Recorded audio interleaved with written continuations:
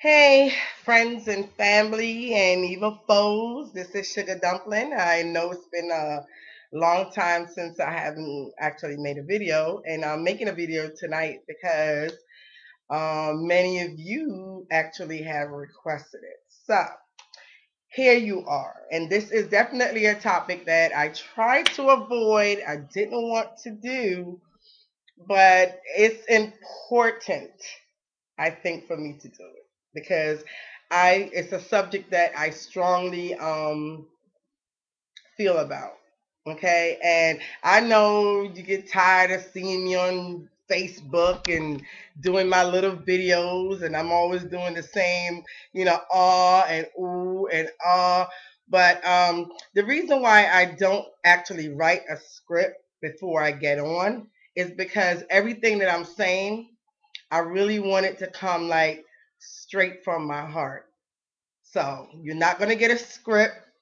I apologize for the oohing and ahming and the stop and the go.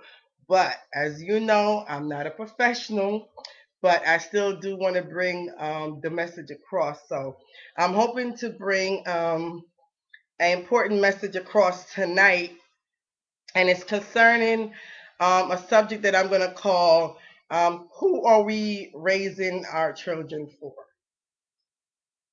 And I know it's a very touchy subject, and I hope you don't get offended by it. This is not geared towards anyone in particular. This is not me sitting here saying that I'm the best mother in the world. And this is not me here judging anybody else parenting style. Okay? This is all just my opinion, and of course I thank YouTube and Facebook and different venues for giving me the opportunity to be able to share my views on certain topics. So please don't be offended by anything that I say or do tonight. But I did want to talk about a subject that you kind of look around and you see the young people of today, and sometimes we as an adult may look at them and we may judge them and we may say, wow, I wonder who their parents are. But we have to do understand that it's a lot of time it's not really always the child's fault on how he acts, reacts, or even display himself in public. Now, I've worked in Job Corps for 4 years, and if anyone knows about Job Corps, it's pretty much a training facility for young people from the age of 14 to 24 to actually come there and get their high school diploma. They can get certified in different trades. They have electrical, plumbing, nursing. They have all type of different trades there, and these young people come there and they could actually live on campus, or some of them get to live off campus. But for the most part, we have 505 students that actually is enrolled into the program, and at any given time, we could have like maybe about 385 that actually lives there. So it is a large facility, and you deal with a lot of personalities on every single day on a different level. My job there pretty much I was like the principal there. You got yourself in trouble, you would come see Miss Brown. Yeah, they were, gotta go see Miss Brown because Miss Brown didn't play, and Miss Brown actually correct them, but correct them in love.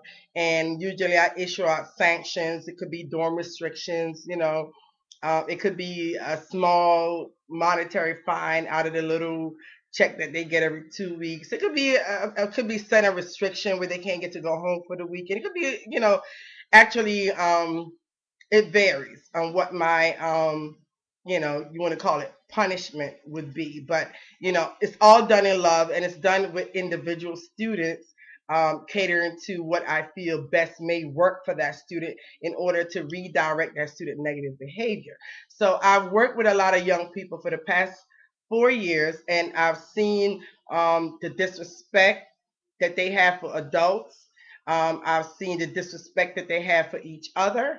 And, I kind of wonder, like, what kind of home these young people, come from.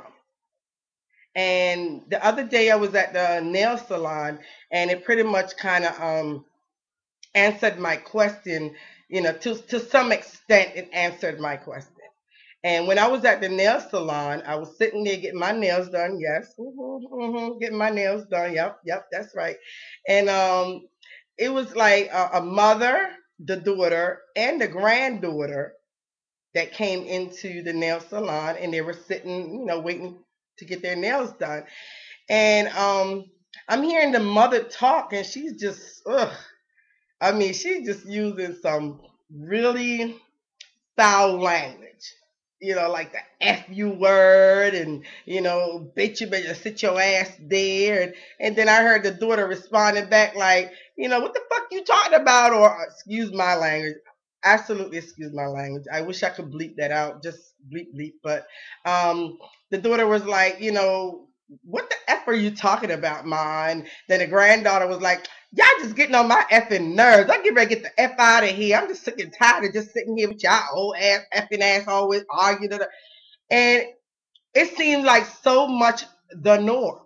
Like the mother wasn't correcting the child wasn't correcting the mother, the grandmother wasn't correcting the mother or the daughter. She actually joined in. And I'm like, this is the way they talk to each other at home. So therefore, this becomes like the norm for the child. So when that child goes out in society and they're addressing adults, and they're addressing adults in a very disrespectful way, or even use a profanity towards that adult, that child think it's okay because that's the norm for that child. So I mean, I'm bringing that topic up just to say, parents, we have to remember that we're not raising these children for ourselves. We're raising them for society. We're raising them that when they get to a certain age and you have to now cut the apron string and let them go out there in society, we have to remember the product that we're sending out there. So therefore, we cannot cater to the children, you know, every needs without them actually working for that or showing them where hard work could get them these things. We give it to them easy, we give it to them freely, and they may grow up thinking this is how easy life is. This is how they expect to get things freely or without having to work for it. And they get out there in society, and of course they get a culture shock because they realize that no one is going to give them anything for free. So right there, to me as a parent, we failed because we didn't teach that child how to work for that tennis shoes, or how to work for that name brand jacket, or how to work, for the things that you're giving them. It's okay to give your child certain things because you may think, well, I never had it, therefore I want my child to have it. That's fine. But I need you to also reiterate with that child while you're giving it to them how hard you work to get that money to buy it, how many overtime that you had to do even to give them the extra pair of sneakers, or even to give them the extra allowance. And you also at times have to have them work for it, whether around the house, whether it's to bring home good grades, something. Instill in your child that everything that you get, you have to work for it one way or another. So when they get out there in society, they will know that certain things that they want, they're going to have to work for it. The respect value. It may be cute to hear your child, maybe even from they were young, talk back to you, or, say a profanity or two, and you laugh and you thought that was cute. And you never, never, ever took the time to really correct that child. But it may be cute to you, but it won't be cute to me when they come out in society and I have to deal with that child. And I have to deal with that disrespect. It's not cute. Parents, it is not cute. We have to raise our children for society and not for ourselves. We have to teach our sons respect for women, respect for their job, respect for time. We have to teach our sons how to cook. Yes, I said it. How to cook, how to wash, how to iron. Yeah, we have to teach our son these things. And the reason why we're going to teach our son these things, so when they get out there in society and they old enough and they meet a female or they married and have a wife, if that wife should take sick, they'll know how to survive. If they have a wife or a girlfriend and she cooks and put a meal before him, they would know that it's a good meal that was properly prepared or not.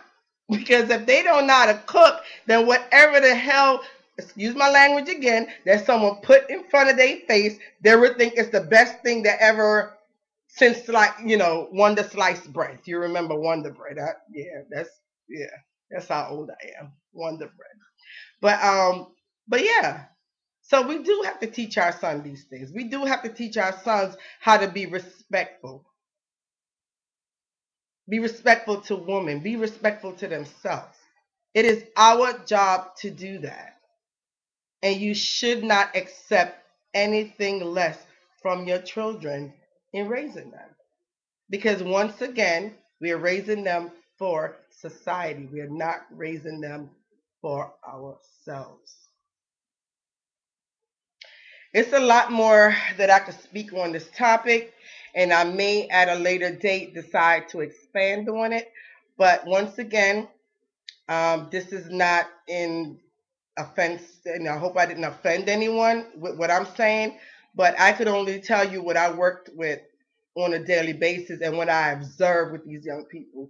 And I know all of that starts from in the home. It starts from in the home. And I know many of you may say, well, I did the best I could, and they still turned out bad, and they still turned out, and did their own thing anyway.